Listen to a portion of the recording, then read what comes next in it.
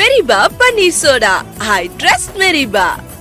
Okay sir, இந்த கேரக்டருக்கு முத்துவேல்னு வச்சிருக்கீங்க, முத்துவேல் கருணாநிதினு வச்சிருக்கலாமே. பார்ட் 2ல வைப்பார். ஃபர்ஸ்ட் உங்களுக்குலாம் ஆர்டரேஷன்னா செட்டு போடுறதுன்னு யார் சொன்னது? இல்லை, அதான் அது தெரியாம தான் இல்லை, கேட்குறோம். செட்டு போட்டால் தான் அது ஆர்டரேஷன் நினச்சிட்டு இருக்கீங்களா? நீங்கள் தான் ஒன்று டிசைட் பண்ணிக்கிறீங்க. ஃபர்ஸ்ட் ஆர்டரேஷன்னா என்ன நீங்கள் கேட்டீங்கல்ல? இன்னைக்கு வந்து கல்வி 2026ல் பட்டி தொட்டியங்க எல்லா இடத்துலையுமே கல்வியை கொண்டு போய் சேர்த்துருக்காங்க. ஆனால் இன்னமும் ஒரு சில மலைவாழ் மக்களுக்கு கல்வி கிடைக்கல, ஏழை எளிய மக்களுக்கு கல்வி கிடைக்கலன்னு சொல்லியிருக்காங்க. இதுக்கு என்ன காரணமாக இருக்கும்னு நீங்கள் நினைக்கிறீங்க? இதுக்கு காரணம் தெரிஞ்சா நான் இங்கே உட்காந்துருப்பேன். மருத்துவம் முதல் பொறியியல் வரை உங்கள் கனவுகளுக்கு சரியான முகவரி Indira group of educational institutions. Call 9841385858. எல்லா கேள்விகளுக்கும் படமும் படம் சார்ந்த விஷயங்கள் பற்றிய கேள்விகளுக்கு, அரசியல் நீங்களாக கேள்விகளுக்கு அருள்நிதி அவர்களும் ஆரவ் அவர்களும் பதிலளிப்பார்கள் மற்றும் படக்குழுவினர். ஸோ நீங்கள் கேள்விகள் கேட்கலாம். படம் சார்ந்த விஷயங்கள், தனி மனித தாக்குதல்கள் இல்லாத விஷயங்கள், அரசியல், மதம் இதெல்லாம் இல்லாமல். நன்றி. ஹலோ, நான் கேட்குறேன். இல்லை, யாருக்கு கேட்குதா? கேட்குதுங்க. எனக்கு கேட்கல. சரி, நிறைய படங்களில் நீங்கள் ஹீரோவாக நடிச்சிட்டிங்க. இப்போ வந்து நண்பர் கேட்டதுக்காக வந்து சிறப்பு தோற்றத்தில் கலெக்டராக நடிச்சிருக்கீங்க. கலெக்டரோட அதிகார எல்லைக்கு உட்பட்டு அந்த பொண்ணை நீங்கள் வந்து படிக்க வைக்கிறீங்களா, இல்லை வந்துட்டு அதை மீறி அரசு விதிகளை மீறி தனிப்பட்ட முறையில் அனுதாபத்தினால அந்த பொண்ணை படிக்க வைக்கிறீங்களா? அது மாதிரி என்னது உங்கள் கேரக்டரை பற்றி விரிவாக சொல்லுங்கள். இல்லை, அதை சொன்னால் கதை சொன்ன மாதிரி ஆகிடும்ல. நான் அந்த பொண்ணை என்ன முயற்சி எடுத்து படிக்க வைக்கிறேன்றது அதை நீங்கள் படமாக பார்க்கும்போது தெரியும். ஃபர்ஸ்ட் ஆஃப் ஆல் இதில் வந்து அவர் என்னை 5 நாள் தான் கூப்பிட்டாரு நடிக்க. அப்புறம் 5 10 ஆச்சு, 10 15 ஆச்சு. ஆனால் எல்லா நாளுக்கும் ஒரே சம்பளம் தான் கொடுத்தாரு. நான் சீரியஸாக சம்பளத்துக்காகவோ அதுக்காகவோ பண்ணலை. அவர் கதை சொல்லும் போதே நான் அவர்கிட்ட சொன்னது வந்து, நான் எவ்வளோ படங்கள் நான் இதுக்கப்புறம் பண்ணாலும், ஃபுல் ஃப்ளெஜ்டாக நம்மளை வச்சே படம் பண்ணாலும், இந்த மாதிரி ஒரு கதை எனக்கு என்றைக்குமே அமையாதுன்னு தான் நான் அவர்கிட்ட சொன்னேன். வெரி ஃபஸ்ட் டைம் சொல்லும் போது நான் ரொம்ப யோசித்தேன். இவர் பெருந்தன்மையாக என்னமோ சொல்லிட்டாரு, எடுத்தோடனே கேட்டோன்னே ஒத்துக்கிட்டேன் அப்படின்னு. நான் கண்டிப்பாக ஃபஸ்ட்டு பயந்தேன், ரொம்ப பயந்தேன். இது எப்படி இதாகுமா? ஏன்னா என்னால் அவர் ஆரவுக்கும் ப்ராப்ளம் வந்துடக்கூடாது, அவருனால எனக்கும் வந்துடக்கூடாது, அந்த சுயநலமும் இருக்கும்ல. அதனால ரொம்ப யோசிச்சுட்டு 2வது தடவை கேட்கும் போது அப்புறம் தான் டிசைட் பண்ணேன், சரி இது கண்டிப்பாக இந்த மாதிரி நமக்கு அமையாது. அப்புறம் என் ஃப்ரெண்டு கண்ணன் ஒருத்தர் இருக்கார், அவரும் என்கிட்ட சொன்னார், இது மாதிரி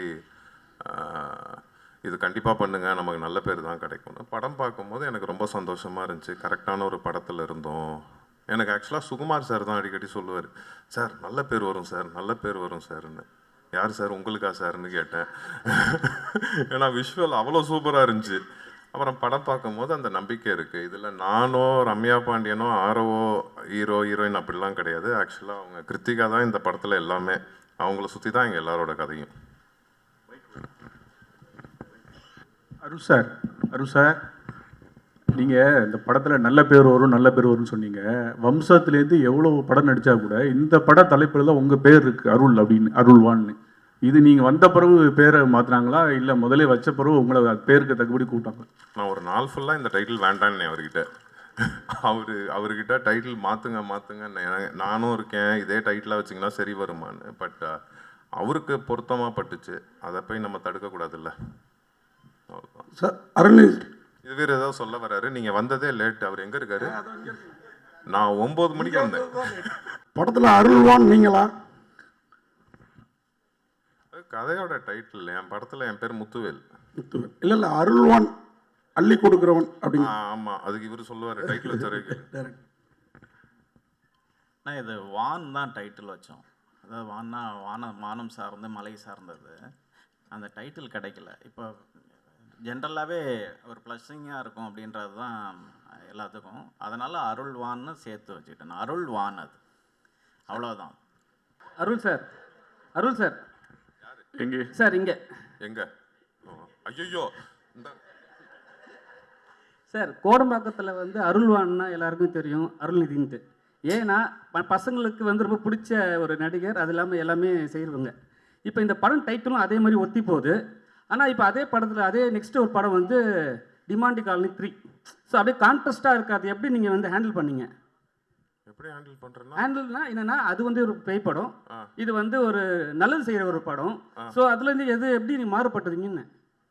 இல்லை இது நான் தான் சொன்னேன்ல ஃபஸ்ட்டே, இவர் கதை சொல்லும் போதே நான் எவ்வளோ படங்கள் பண்ணாலும் இதில் கிடைச்சா கதாபாத்திரம் எனக்கு திருப்பி அமையாதுன்னு தான் சொன்னேன். நான் ஃபுல் ஃப்ளெஜ்டாக பண்ணாலும் ஒரு கல்வி எவ்வளோ முக்கியம்னு இந்த படம் சொல்லியிருக்கோம். அதே மாதிரி அந்த இடத்துல வாழ்கிறவங்களோட வாழ்க்கை வந்து நம்ம படம் பார்க்கும்போது அவங்க அவங்க அவங்க லைஃப் ஸ்டைலே நம்ம புரிஞ்சுக்கலாம். அந்த படம் பார்க்கும்போது அவங்க எவ்வளோ கஷ்டத்தில் இருக்காங்க அப்படின்னு.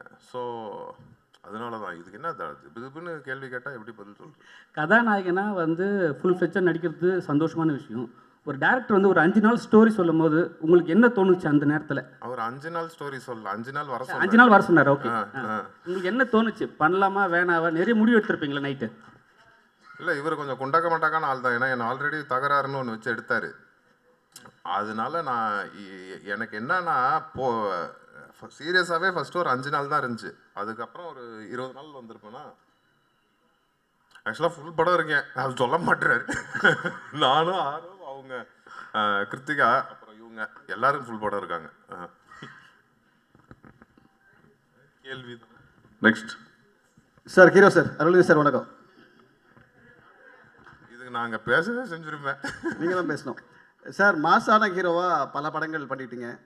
பட் இந்த படத்தில் ஒரு முக்கியத்துவமான கேரக்டர் அப்படின்னா 5 நாளைக்கு ஒத்துக்கிட்டீங்க. அடுத்து வரக்கூடிய இந்த மாதிரி கதைகளில் முக்கியமான கேரக்டர் 2 நாள் 5 நாள் அப்படின்னா ஒத்துப்பீங்களா சார்? நான் இது வரைக்கும் எந்த படம் மாசான ஹீரோவாகவே பண்ணல சார். வம்சம் ஒன்று போதும் சார். வம்சம்ல வந்து என் படங்கள் எல்லா படங்களையும் எல்லா கதாபாத்திரக்கும் எல்லாருமே ஹீரோ மாதிரி தான் இருப்பாங்க. வம்சம்ல என்ன கிஷோர் சார் தான் ஹீரோ மாதிரி இருப்பார். அவரை வச்சு தான் படமே. இல்லை இன்னைக்கு வரைக்கும் அருள்நிதி சார்னா வம்சத்தை தான் முக்கியமாக சொல்கிறாங்க. ஆமாம் ஆமாம். அந்த மாதிரி ஒரு மாசான படமும் நீங்கள் அடுத்து கொடுக்கணும். பட் இதை மாதிரி முக்கியமான கதைக்கு முக்கியமான கேரக்டர் வருது ஒரு 5 நாள் அப்படின்னாலும் நான் நடிக்கிறேன் அப்படின்ற மாதிரி நீங்கள் இருக்கீங்களா சார்? கண்டிப்பாக பண்ணுவேன். முக்கியத்துவம் வாய்ந்த கதைகளில் நான் 5 நாளுக்குனாலும் நீங்கள் நடிப்பீங்க. அதுக்கு நான் அதே பண்ணிட்டு இருக்க மாட்டேன். அப்புறம் 5 நாளாக எல்லா படத்துக்கும் போயிட்டு இருக்க வேண்டியதான். இல்லை சார், 5 நாள் சொல்லி திருப்பி 5 நாள் ஆக்கிடுவாங்க தலைவா. அருள் கணேஷ் சார் டைரக்டர் சார், இதே உண்மை கதைன்னு நீங்கள் இது ஒரு தனிப்பட்டவருடைய கதையா அல்லது அங்கே நடந்த இன்சிடென்ட் மாரி ஏதாச்சும் இருக்குது? இல்லை ஒருத்தருக்கு படிப்பு இல்லையா அல்லது அந்த ஊரில் உள்ள அத்தனை பேருக்கு? அதாவது அங்கே ஒரு என்ஜிஓ ஆய்வுப்படி என்ன சொல்கிறாருன்னா 25% வந்து தான் படிப்பு இருக்குது, 75% வந்துட்டு கிடைக்க மாட்டேங்குது அப்படின்னு தான் சொல்கிறாரு. முக்கியமாக இது வந்துட்டு இந்த படம் வந்துட்டு காடர் மொழியில் எடுக்கப்பட்ட படம். அதாவது காடர் மொழி ஏஷியாவிலே ஃபஸ்ட்டு மொழி அப்படின்னு வந்துட்டு சொல்கிறாங்க. இதுக்கு அனீஸ்னு ஒரு தம்பி தான் அந்த வால்பாறை கல்லார்குடின்னு ஒரு ஊர் சைட்லேருந்து வந்து எங்களுக்கு ட்ரான்ஸ்லேட் பண்ணி கொடுத்து உதவி இயக்குனராக அவர் ஒர்க் பண்ணி ட்ரான்ஸ்லேட் பண்ணி வந்துட்டு கொடுத்தார். நான் ஆக்சுவலி ட்ரெக்கிங் போகிற பழக்கம் எனக்கு அதிகமாக உண்டு. நான் அந்த மாதிரி வந்து சின்னூர்ன்ற ஒரு கிராமம், அதாவது பெரிய குளத்துக்கு மேலே இருந்து உள்ளே போகிற ஒரு கிராமம் இருக்குது. அந்த கிராமத்துக்கு நான் போகும்போது அது குடின்னு சொல்லுவாங்க. அந்த மக்களை நான் வந்துட்டு சந்திக்கும் போது அப்போது ஒரு குழந்தை வந்துட்டு என்னை படிக்க வைக்க முடியுமா அப்படின்னு வந்துட்டு கேட்டுச்சு.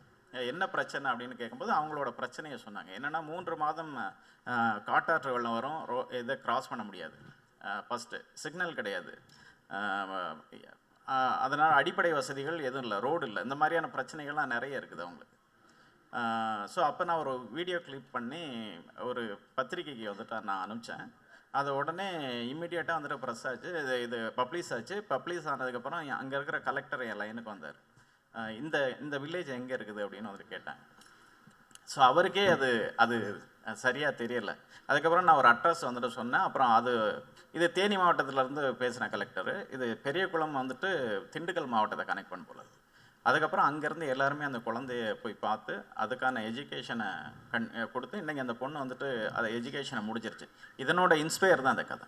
ஓகே சார், இந்த கேரக்டருக்கு முத்துவேல்னு வச்சுருக்கீங்க, முத்துவேல் கருணாநிதினு வச்சுருக்கலாமே. இது சார்கிட்ட கேட்கலாம் சார். சுகுமார் சார் பார்ட் 2ல் வைப்பார் சார். சுகுமார் சார்.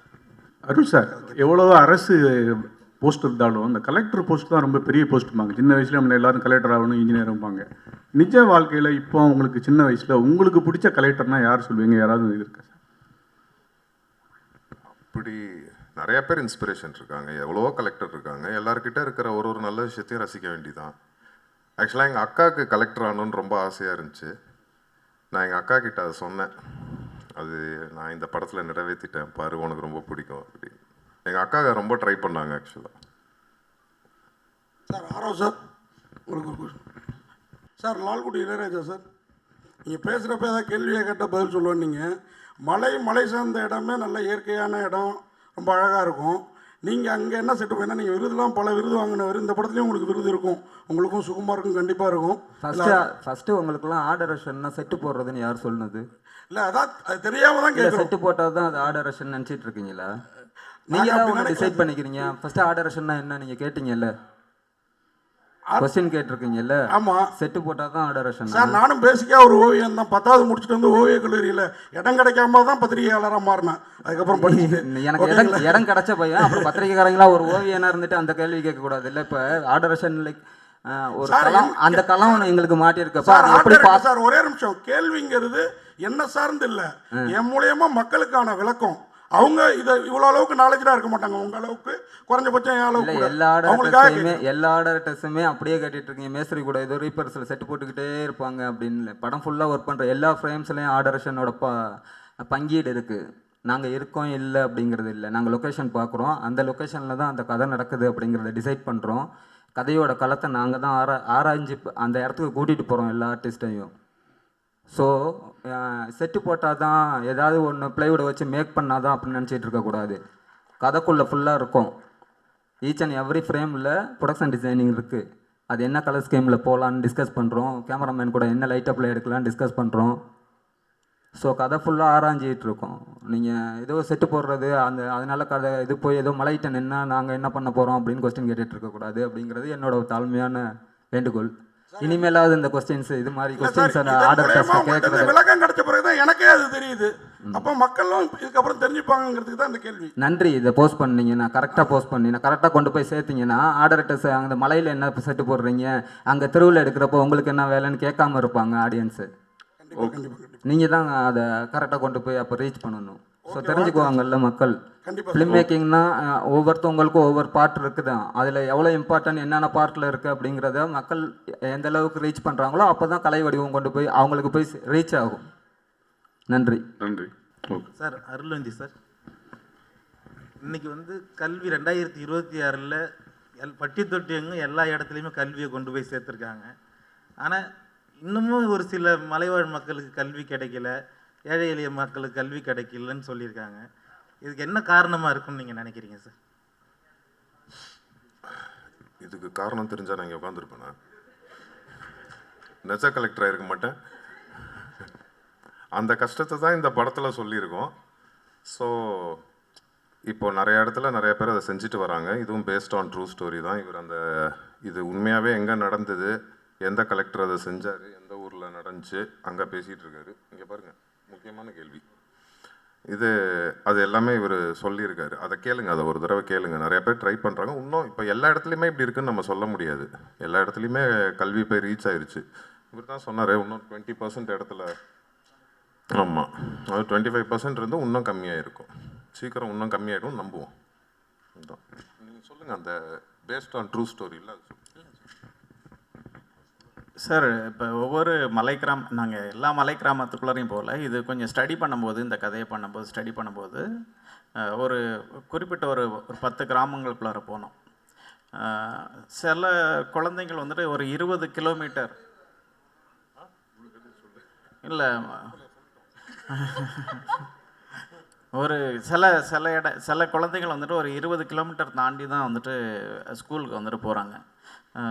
அந்த குழந்தை திரும்பி வர முடியாது. ஏன்னா உங்களுக்கு ஃபாரஸ்ட் தெரியும், அட்டை இருக்கும், எலிஃபண்ட் இருக்கும், இது லெப்பர்ட் இருக்கும். ஸோ இந்த மாதிரி நிறைய பிரச்சனை இருக்குது. இங்கே சில இடங்களில் தான் உண்டு உறைவிட பள்ளிக்கூடம்னு இருக்குது. என்னென்னா அங்கே ஹாஸ்டல் அவங்களுக்கு, அதாவது இவங்க மண்டே ஸ்கூலில் கொண்டு போய் விட்டுடுறாங்க.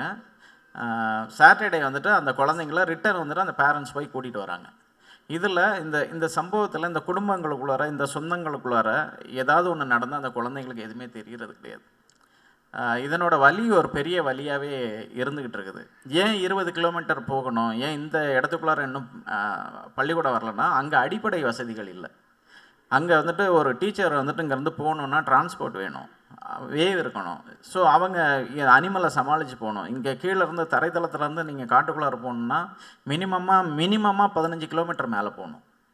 ஸோ அதுக்கு நிறைய ப்ரொசீஜர் இருக்குது. ஸோ இதெல்லாம் ஃபாலோ பண்ணி இன்னும் வந்துட்டு சரியான இடங்களில் வந்துட்டு சேரலை கல்வி. இதை கொஞ்சம் கொஞ்சமாக சேர்த்துக்கிட்டு இருக்கிறாங்க. இந்த மாதிரியான படங்கள் வந்துட்டு இப்போ மக்களை போய் ரீச் பண்ணும்போதும் அஃபிஷியல் ஆஃபீஸர்ஸ் இதை பார்க்கும்போதும் அவங்களுக்கு ஒரு வந்துட்டு நல்லது நடக்கும் அப்படின்றதுக்காக தான் இந்த மாதிரியான ஒரு ஸ்கிரிப்டை வந்துட்டு நாங்கள் பண்ணியிருக்கோம்.